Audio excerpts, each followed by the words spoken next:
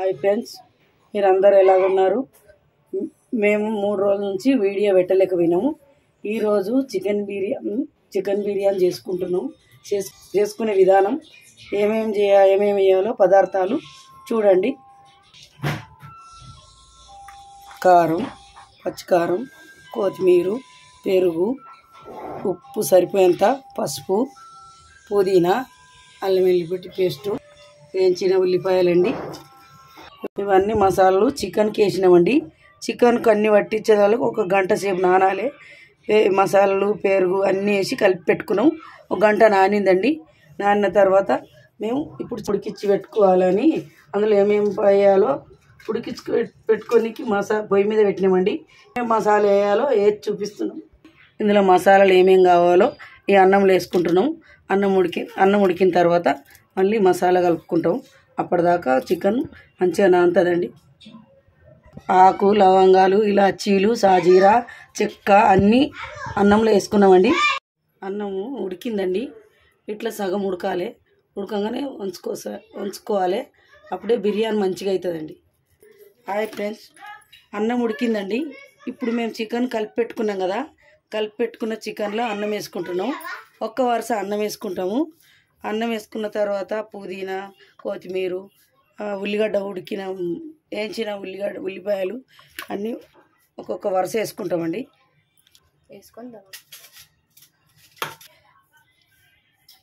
ఉల్లిపాయలు వేసుకుంటున్నామండి.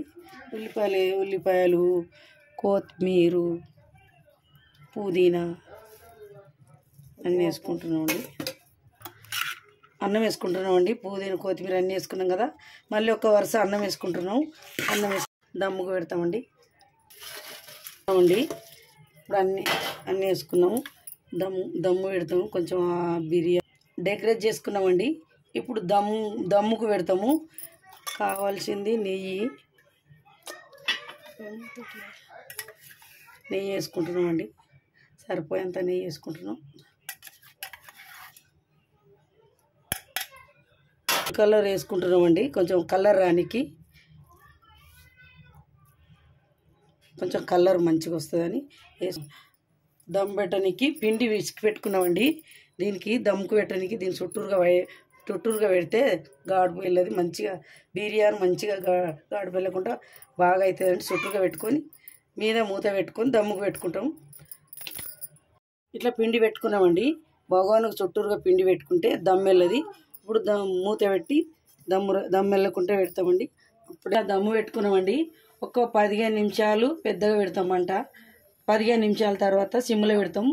అప్పుడు బిర్యానీ మంచిగా దమ్ వెళ్ళకుండా మంచి బిర్యానీ తయారవుతుంది అండి. రెడీ అయిపోయిందండి. మూత తీస్తున్నాను. ఎలా ఉందో చూద్దాం.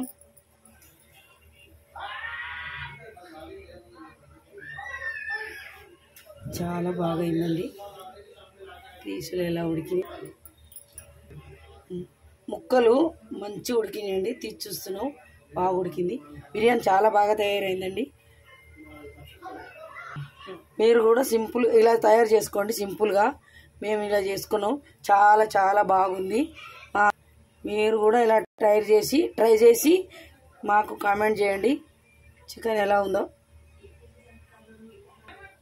బాయ్.